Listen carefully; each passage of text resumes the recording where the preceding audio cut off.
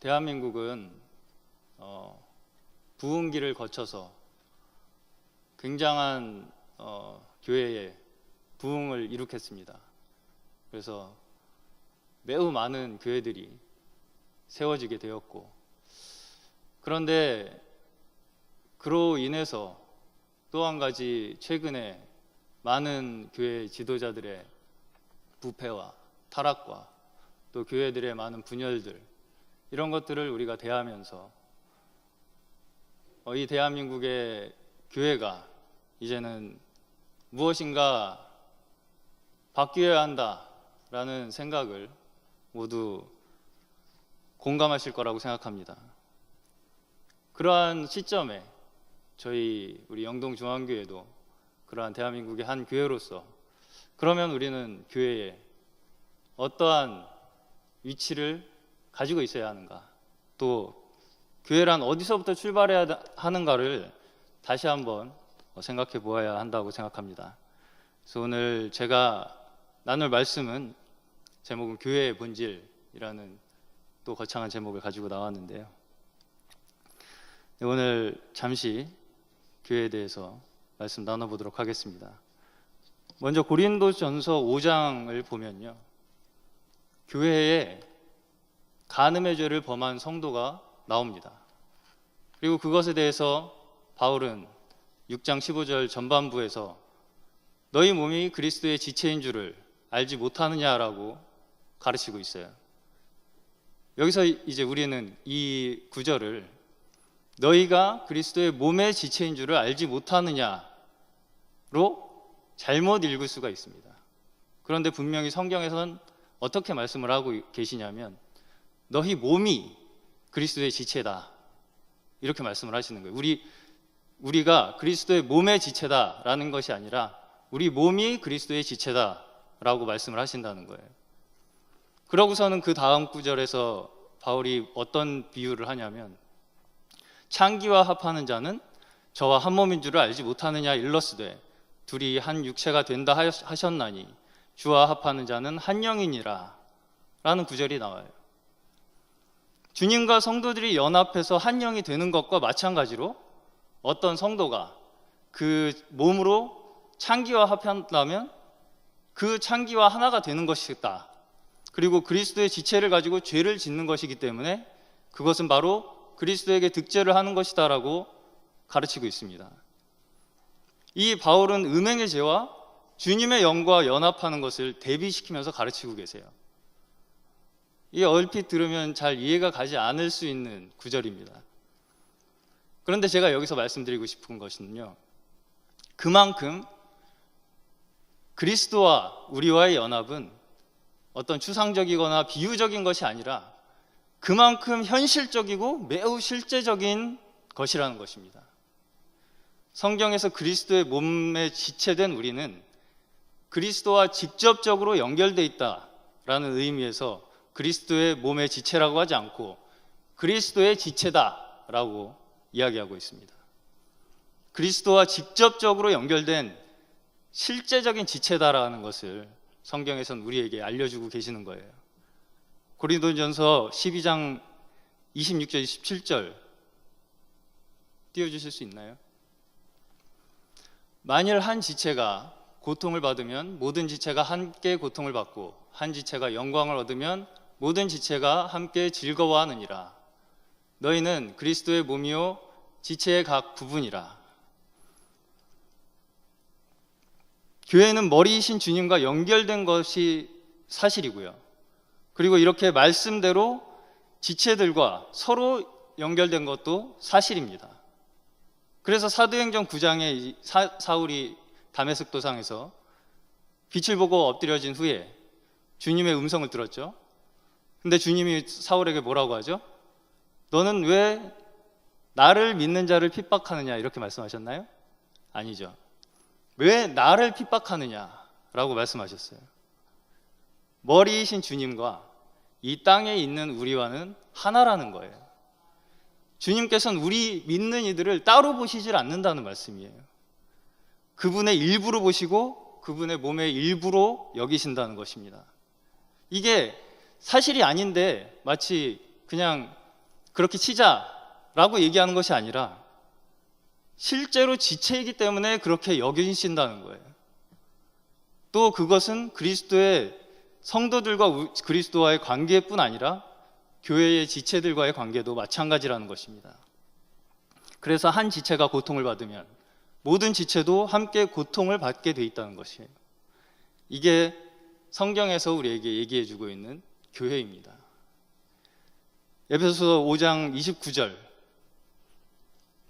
에베소서 5장 29절을 보면요, 누구든지 언제든지 제 육체를 미워하지 않고 오직 양육하여 보호하기를 그리스도께서 교회를 보양함과 같이 하나니 라고 이렇게 말씀하고 계세요. 여기서 사도 바울은 에베소 성도들에게 교회를 설명하면서 그리스도와 교회의 관계가 남편과 아내와 같다라고 이야기하고 있어요. 그리스도는 남편과 같고 또 몸의 머리와 같다, 그렇게 말하면서 도대체 어떤 사람들이 자신의 육체를 미워하겠느냐라고 이야기하고 있어요. 오직 자기 몸을 양육하여 보호할 것이 아니냐, 이렇게 말씀하고 있죠. 그래서 남편들은 자기 아내에게도 그렇게 해야 된다라고 가르치고 있어요.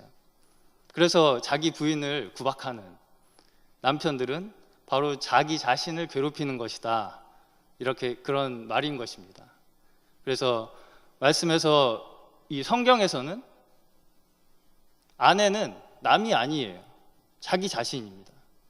그래서 자기 아내를 계속 왜 이렇게 못나냐, 왜 이렇게 이것도 못하고 저것도 못하고 이렇게 둔하고 어리석냐, 이렇게 자꾸 구박하면 그게 다 자기 자신에게 하는 거라는 거예요. 그 결과는 또 자기 자신에게 결국은 돌아온다는 거예요. 왜냐하면 아내한테 꼭 그렇게 우리가 말한 대로 아내는 변하기 때문이라는 겁니다. 왜 이렇게 못생겼냐라고 자꾸 구박을 하면 그렇게 변해요. 그리고 왜 그렇게 자꾸 어리석게 행동하냐 그러면 진짜 그렇게 어리석어져요. 왜 이렇게 둔하냐 그러면 왜 그렇게 정말 둔하게 돼요. 자기가 그렇게 구박한 효과를 다 자기가 결국은 받게 되는 겁니다. 그런데 반대로 자기 몸을 사랑하듯이 보양하고 아끼면서 어떻게 그렇게 예쁘고 지혜롭고 현명하십니까? 이렇게 하면 그것이 다 자기에게로 돌아온다는 거예요. 자, 옆에 계신 분들에게 어떻게 그렇게 예쁘고 안 나오시나요? 잘, 네. 현명하십니까? 네, 이런 축복의 얘기를 많이 하시기 바랍니다. 여기서 네, 안 하시는 분들이 좀 보이시네요. 여기서 저 사람은 내 몸이 아닌데요. 나와 아내는 분명히 다른 사람인데 왜 그게 내 몸이라고 하시는 겁니까? 라고 한다면 그것은 성경의 하나님의 말씀을 가볍게 여기는 거예요. 성경에서는 분명히 둘이 아니고 하나라고 했거든요. 여기서 영어로는 영어를 잘 못하지만 nourish and cherish라고 했어요.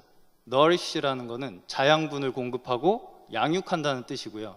cherish는 안위한다, 그리고 사랑으로 보살핀다라는 뜻이에요. 그리스도께서 교회를 그렇게 하신다는 거예요. 그러면서 30절에서는 우리는 그의 몸의 지체임이니 라고 했어요. 그래서 사도 바울은 머리이신 주님으로부터 우리가 이러한 nourish와 cherish를 받고 있다는 것을 얘기하고 있는 거예요. 때론 우리가 생활하다가 외롭고 쓸쓸하고 뭔가 힘들 때 어디선가 모르는 위로와 음성이 밀려오는 것을 느끼신 적이 아마 있으실 거예요. 이런 것이 어디서 오는 것일까요? 바로 주님이 알게 모르게 우리를 돌보고 계신다는 거예요. 이유 없는 위로가 있다는 거예요. 우리는 많은 경우에 그것들이 주님이 주시는 돌보심인 것을 느끼지 못할 때가 있어요. 그렇지만 어쨌든 그분은 그분의 몸의 지체들을 그렇게 사랑으로 보살피고 계신다는 것입니다. 우리 남편들은 아내에 대해서 실수할 때도 있고 실패할 수도 있지만 우리의 참 남편이 되신 능력이시고 지혜이신 우리 주님께서는 그분의 아내인 우리에게 실수하거나 실패하시지 않으실 줄로 믿습니다. 적절할 때 우리에게 공급하실 줄 아시고 적절할 때 우리를 감싸주실 줄 아신다는 것이에요. 바로 교회란 그리스도의 그 지체라는 것을 우리가 다시 한번 기억하시기 바랍니다. 또한 교회는 주님의 생명이 그 시작이에요. 골로새서 3장 15절을 보면요, 다 같이 한번 읽어볼까요? 그리스도의 평강이 너희 마음을 주장하게 하라. 너희는 평강을 위하여 한 몸으로 부르심을 받았나니. 아멘. 여기에서 한 몸이라고 이야기하죠. 그리고 이 한 몸은 평강으로 유지된다라고 이야기하고 있어요. 그리고 13절에서 보면 서로 용서하고 용납하고 그 위에 사랑을 더하고 사랑으로 하나 되도록 띠를 띠라, 이렇게 얘기하고 있는데요. 여기에서 이 사랑은 새 생명으로부터 나오는 사랑이라는 거예요. 왜냐하면 주님의 생명이 아니면 사실은 우리는 진정한 사랑을 가질 수 없는 자들이기 때문입니다. 그러면 이제 주님께서 12제자들을 통해서 어떻게 주님의 부활 생명이 역사했는지, 그리고 무엇이 교회의 근본을 이루었는지 한번 살펴보겠습니다. 12제자들이 예수님이 십자가에 못 박히시기 전에 그분을 따랐죠. 따랐는데, 그렇지만 그들의 생각이 다 각각이었어요. 서로 누가 크냐 이런 것을 가지고 다투기도 하고, 마태복음 26장 31절에 그래서 예수님께서는 내가 목자를 치리니 양떼가 흩어지리라, 주님이 십자가에서 돌아가시는 것을 목자가 침을 당한다라고 말씀하고 계시고요. 그럴 때 양떼는 흩어진다라고 이야기를 하고 있어요. 당시의 제자들은 열심히 주님을 따라다녔는데 그 결속력이 엉성했다는 거죠.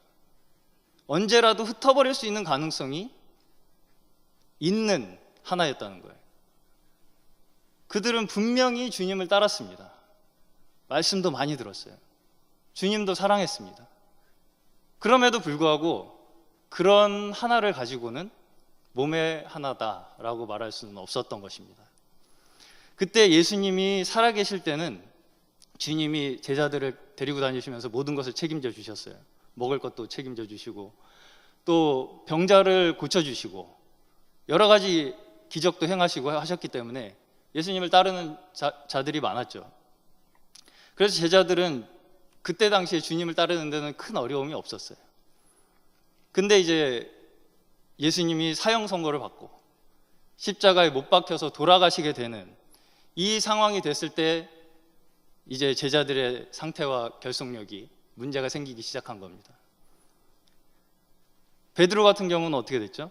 다른 사람들은 도망갈지 몰라도 저는 예수님을 끝까지 지키겠습니다, 이렇게 다짐을 하고 결심을 했는데 가장 큰 실패를 했죠. 그리고 나머지 다른 제자들도 한 사람도 주님과 함께 목숨을 바치거나 주님을 그 핍박과 고난을 같이 받겠다 하는 사람이 한 명도 없었어요. 그러니까 이 주님의 십자가 이전의 제자들의 상황은 주님을 믿고 따른다, 사랑한다고 했지만 현실적으로는 아무런 실효성이 없었던 그런 하나였죠. 오늘날 우리가 소위 많은 사람들이 말하는 교회를 한번 생각해 보기를 바랍니다. 십자가 이전에 주님을 따랐던 그 제자들과 같은 상태가 지금의 교회의 상태는 아닐지 한번 생각해 보기를 바라겠습니다. 그들은 모든 것을 버리고 주님을 따랐어요. 그리고 주님을 많이 사랑했어요. 그렇지만 완전하지는 못했습니다. 환경이 올 때 흩어졌어요. 만약 이 사건의 본질이 뭔지 알지 못한다면, 결국 제자들이 그래서 흩어지게 됐구나. 참 안타깝네. 흩어지면 안 됐었던 건데. 그렇게 슬퍼할지 모르겠어요. 근데 그들은 원래 굳은 결심을 가지고 있을 때도 흩어질 가능성이 그들에게 존재하고 있었던 거예요. 그 흩어질 가능성은 이미 그 이전부터 그들 속에 농후하게 존재하고 있었던 것입니다. 그러면 예수님이 그것을 알고 계셨을까요? 모르셨을까요? 알고 계셨죠. 다 아셨어요. 지금 우리에게도 많은 교회들이 있습니다. 거기에는 거짓된 것도 있고 아마 감추어진 것들이 많이 있을 것입니다. 근데 그러한 것들을 베드로와 같은 소위 헌신, 서원들, 기도들과 다 함께 어우러져 있어요. 아마 우리가 베드로의 서원을 그 현장에서 들었다면 얼마나 큰 감동이 있었겠어요. 저는 예수님과 함께 목숨을 바치겠습니다라고 선포를 하는데, 근데 예수님은 큰 요동이 없어요. 왜냐하면 예수님은 인간의 본성을 아시기 때문이에요. 많은 사람들이 아마 그런 것을 좋은 것이라고 생각할지 모르겠습니다. 또 어떤 사람들은 아예 그렇게 해야만 꼭 사람들을 붙잡아 놓을 수 있다라고 생각할지 모르겠어요. 근데 우리 주님은 그들을 어떻게든 붙잡아 매놓으려고 그런 일을 하지 않으셨어요. 아마 우리 같으면 죽기 전에 베드로를 일단 선임 사도로 딱 임명을 해놓고, 그 다음에 요한과 야고보를 그 밑에 딱 보조를 하게 하고, 나머지는 구역장, 남전도, 여전도의 조직을 쫙 해야지 안심이 되겠죠, 우리 마음에. 근데 주님께서는 어떻게 하셨나요? 주님은 그 제자들의 그 모습 그대로를 두고 십자가로 가셨어요. 다만 아버지께 기도하신 거예요. 그래서 어떤 결과가 나왔죠? 원래 그들의 상태가 드러났어요. 십자가는 뭐냐면 심판입니다. 심판이라는 것은 우리의 원래의 상태가 드러나는 거예요. 그 흩어져 버린 제자들은 실수가 아니에요. 그냥 그들의 원래의 상태였던 것입니다. 전혀 놀랄 것이 없는 일이라는 거죠. 베드로가 좀만 참았으면 좋았을 텐데, 요한이 조금만 참지 못하고 그래서 그런 거지, 원래는 좋은 사람이었는데, 이런 문제가 아니라는 거예요. 그들은 원래 육신 안에 있었고 자아 안에 있었고 십자가가 무엇인지 아직은 모르는 상태에 있었어요. 그래서 그들의 육체가 그 자체가 분열이었던 것입니다. 고린도전서 1장에 바울은 나는 게바에게, 나는 아볼로에게, 나는 바울에게, 나는 그리스도에게 속한 자라고 하는 것이다 라고 했을 때, 바울이 거기서 고린도 성도들을 가르칠 때 너희들은 좀 다투지 좀 말아라.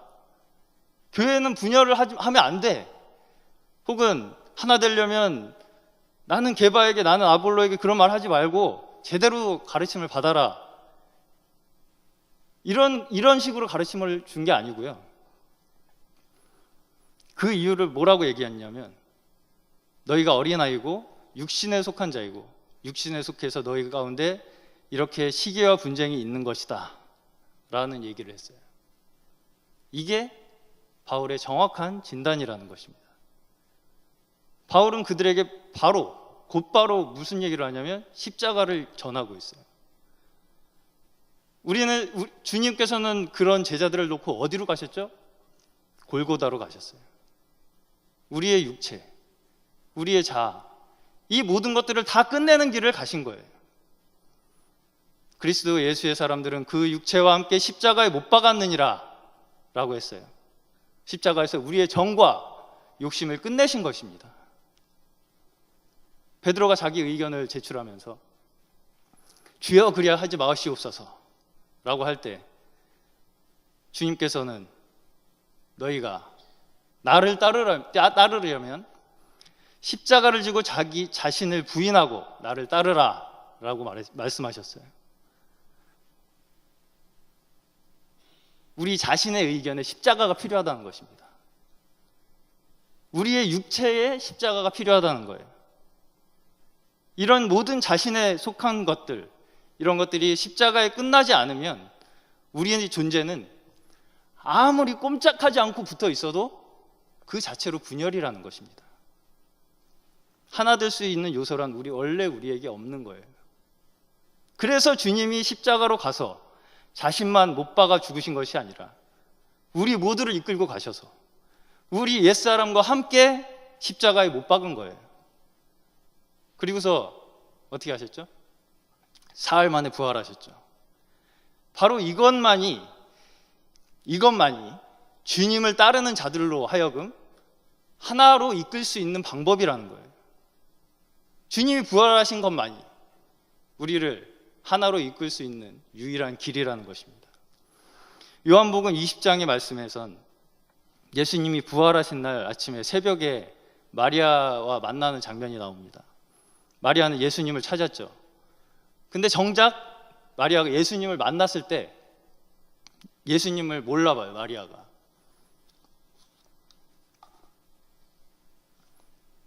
부활하신 주님에 대해서는 처음 만나봤어요, 마리아가. 근데 어떻게 해서 알아보죠? 몇 마디 대화를 해보죠. 몇 마디 대화를 통해서 주님이신 것을 알게 돼요. 주님이 말씀하시는 가운데 마리아가 그분이 예수인 것을 알았어요. 그리고 그때 예수님이 마리아에게 너는 내 형제들에게 가서 이르되 라고 말씀하시죠. 부활 이전에는 주님께서 제자들에게 형제들이라고 부르신 적이 없어요. 근데 이제 예수님은 제자들을 내 제자들이라고 얘기하지 않고 내 형제들이라고 하시고 계세요. 내 형제들에게 가서 이르라. 그러면서 내 아버지, 곧 너희 아버지, 이렇게 말씀하고 계시고, 이제 제자들도 하나님을 아버지라고 부를 수 있게 된 거예요. 왜냐하면 한 아버지로부터 났기 때문이죠. 그리고 한 생명을 얻었기 때문이에요. 이제 부활한 후에 제자들이 십자가 이전의 제자들과 달라지기 시작해요. 마태복음 28장, 누가복음 24장, 요한복음 21장에 보면 부활 후에 예수님과 제자들과의 관계에서 우리가 체크할 것이 있어요. 이 제자들이 예수님에 대해서 육신적으로 함께 할 때와는 다른 면들이 생기기 시작한다는 것입니다. 의심도 하기 시작하고, 아, 이분이 예수님이 맞나? 그리고 그러면서도 아니다 라고 말도 못하고, 그러면서도 아, 주님이 맞긴 맞는 것 같다 라는 그런 태도들이 나와요. 이게 무엇이죠? 예수 그리스도에 대한 인식이 이제 육신적인 것이 아니라 영적이고 내적인 영역으로 바뀌고 있다는 거예요. 그래서 지금 마리아로부터 제자들, 또 의심 많은 도마에 이르기까지 부활하신 주님에 대해서 의심들을 하기 시작해요. 제자들이 아주 이제 난관에 봉착하죠. 육신적으로 예수님을 따를 때는 아주 당연하게 쉽게 주님을 알아봤어요. 그때는 따르는데도 어려움이 없었고 알아보는데도 아무런 어려움이 없었어요. 근데 이제 주님이 다른 모양으로 오셨어요. 그러니까 이제 제자들도 영적인 지각이 아니면 그분을 알 수 없게 된 거예요. 그러면서 제자들이 예수님을 다시 조금씩 새롭게 알아가기 시작하는 겁니다. 제자들은 아직도 육신적인 영역에서 헤매고 있어요. 예수님 같기도 한데 아닌 것 같기도 하고, 요한복음 21장에도 부활하신 주님이 디베레아 바닷가에 나타나셔서 조반을 먹으라고 하실 때 제자들이 주신 줄을 아는 거로 당신이 누구냐 감히 묻는 자가 없더라. 이런 애매모호한 상황이 펼쳐지죠. 누구냐고 묻지도 않고, 이렇게 제자들은 예수님을 알기 위해서 이제 뭔가 영적인 지각이 작동하기 시작합니다. 옛날 같은 방식으로 예수님을 아는 것이 아니에요. 새로운 인식 속에서 예수님을 알아야 하는 그런 상황이 시작된 겁니다. 이것이 예수님의 부활의 의미라는 거예요. 제가 여기서 이 말씀을 드리는 이유는 교회는 이와 같이 새로운 인식이 우리 가운데 생겨나지 않으면 절대 있을 수 없다는 거예요.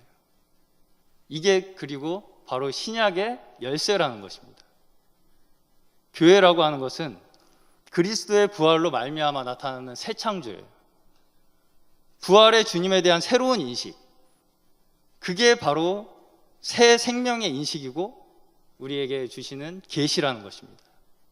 이게 밖에 있는 사람의 가르침이나 밖에 어떤 활동이나 외적인 인도를 따르는 게 아니에요. 그런 것으로 교회가 건축되는 게 아닙니다. 누가복음 24장에 엠마오의 길을 걸어가는 두 제자의 또 이야기가 나오죠. 여기서 예루살렘에서 엠마오라고 하는 이 마을로 돌아가면서 예수님이 돌아가시고 부활하신 사건을 서로 이야기하면서 걸어가는데요. 그때 예수님이 갑자기 나타나시죠. 같이 걸어가시죠. 근데 그때 그들도 예수님을 알아보지 못했어요. 그때 예수님이 그들에게 가라사대 미련하고 선지자들의 말한 모든 것을 마음에 더디 믿는 자들이여, 그리스도가 이런 고난을 받고 자기의 영광에 들어가야 할 것이 아니냐 하면서 그들에게 많은 말씀을 가르쳐 주시죠. 그러면서 그들과 또 함께 음식도 잡수시고 떡을 가지고 축사하시고 떼어주시고 하니까 그들의 눈이 그때서야 띄어지는 거예요. 눈이 밝아서 그분이 예수님이신 것을 알아봐요. 근데 그 순간에 또 사라져요. 근데 여기서 그들의 대화가 인상적입니다.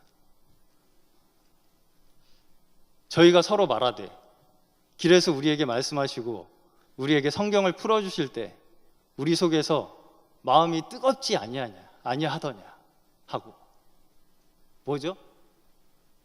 그 속에 영을 살피는 거예요. 이제 그때 우리가 예수님에게 말씀 들을 때 정말 뜨거웠었지. 그래, 우리 속에서 뜨거운 느낌을 주시던 그분이 예수님이야 라는 그 인식을 갖기 시작하는 거예요. 영 안에서 예수님을 찾은 것입니다. 이렇게 이제 예수님을 우리 속에서부터 찾는 시대로 바뀌어 가고 있는 것이에요. 여기서 한 가지 주목해야 할 점은 주님에 대한 인식의 전환을 갖기 위해서는 이렇게 상당한 갈등과 어려운 시간이 필요하다는 겁니다. 우리가 주님을 바로 알기 위해서 우리가 전에 알고 있던, 당연하다고 생각하던 그 모든 것들을 한번 내려놔봐야 할지도 모릅니다. 그 다음에 이제 36절부터 보면 또 제자들을 만납니다. 그런데도 또 제자들은 무서워하고 영이라고 생각하기도 하고 예수님을 보고 의심이 많아요. 그러니까 예수께서 가라사대 어찌하여 두려워하며 어찌하며 마음에 의심이 일어나느냐라고 하시면서 제자들에게 생선도 떼주시고 본인도 드시고 하면서 믿게 해주시죠.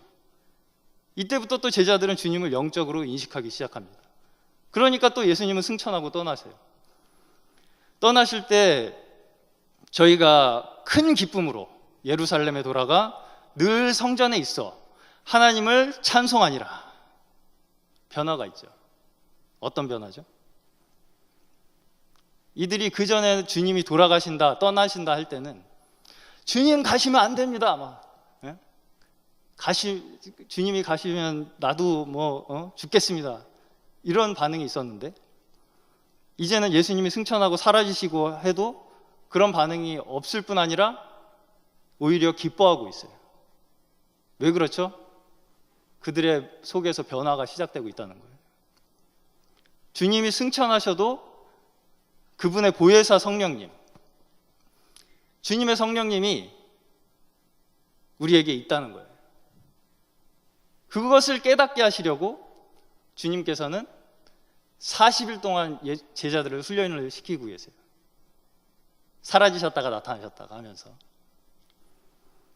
내가 육신의 눈으로는 지금 떠난 것 같지만 나는 여전히 너희와 함께 있다라는 것을 계속 훈련시키고 계시는 거예요.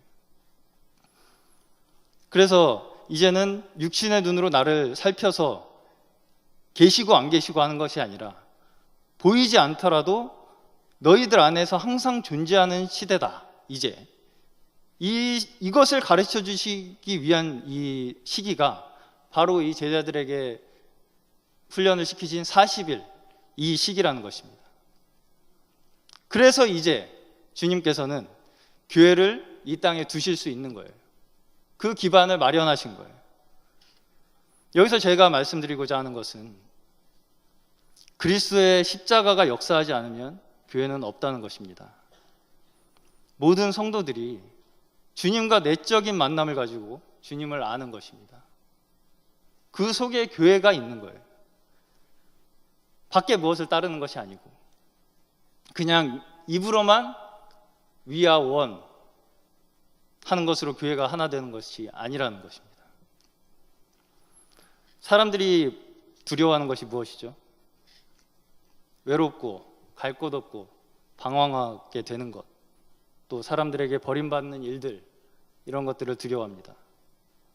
그래서 대다수의 사람들이 그냥 어디에 소속해서 확실한 보장을 받고 무엇인가에 의지해서 살고자 하죠. 그래서 또 어떤 사람들은 그런 것들을 이용해서 사람들을 조직화합니다. 그리고 그런 조직들은 항상 세상에서 강한 영향력을 행사하고 있어요. 우리는 반드시 우리가 안다고 생각하고 당연하게 생각했던 모든 것들에 대해서 새롭게 묵상해 보아야 할 필요가 있습니다. 그러려면 제자들의 과정, 이 제자들이 겪었던 이 과정들, 이것들이 우리 모두에게 각자에게 필요하다는 것입니다. 처음에는 그런 것 같기도 하고 아닌 것 같기도 하고 이런 시기가 있어요. 과거에 확실했던 것들이 아무 소용이 없어져요. 그런 다음에 하나하나 새롭게 다시 알아가는 작업, 이것이 우리 모두에게 필요하다는 것입니다. 교회의 진정한 하나는 한 사람 한 사람이 부활하신 주님과의 새로운 관계성을 맺는 데에서 시작하는 거예요. 개인적으로 인격적으로 주님을 아는 이것이 제자들을 십자가 이전과 이후에 그들의 인생을 완전히 바뀌게 하는 것입니다. 그 주님의 십자가 사건이, 그 부활의 생명이 제자들을 바꾼 것이에요. 이제 말씀을 마무리하겠습니다. 여러분들은 주님과 진리를 사랑하시나요? 그럼 한번 여쭤보겠습니다. 여러분께는 조직이나 전통이나 형식이나 아니면 교회의 외적인 조건들이 더 강하십니까? 아니면 그리스도의 부활 생명이 더 강하십니까? 네? 그리스도의 부활 생명? 그리스도의 부활 생명. 이 부활 생명이야말로 보이지 않는 세계며 부활로 말미암아 있는 것들이에요. 교회는 이렇게 해서 생겨난 형제들입니다. 그래서 그 기초 위에 모이면 교회고 흩어지면 지체예요. 그 이상 다른 단위를 우리가 만들 필요가 없어요. 우리는 몸의 지체입니다. 우리 몸의 지체의 특징은 자신을 위해 사는 지체가 하나도 없다는 것입니다. 교회라는 것은 여기서부터 출발해야 합니다. 우리는 아내들에게, 또 자녀들에게, 또 주위 사람들에게 내가 이들 옆에 있음으로 해서 내가 유익이 되는 존재가 돼야 될 텐데 라는 고민을 하시기를 축원합니다. 피곤하다가도 집에서 누워있다가, 저도 그런 인사를 잘 못할 때가 많은데 아내나 남편이 들어오면 아, 이제 왔어요. 오늘은 어땠어요? 이런 인사 한마디 정도 건넬 수 있는 것이 너무나 큰 은혜요, 축복인 줄로 믿습니다. 그렇지 않고 만일 자신만 위해서 살고 우리가 자신만을 생각한다면 우리는 있으나마나 하고 오히려 또 불편한 존재가 될지도 모릅니다. 건강한 지체는 언제든지 다른 지체를 향해서 섬기게 돼 있습니다. 진정한 영적인 성도는 바로 이런 지체임을 믿으시기 바랍니다. 그리스도께서는 다른 사람을 섬기러 오셨고 자기 목숨까지 남을 위해 주신 분이에요. 이게 바로 교회의 본질입니다.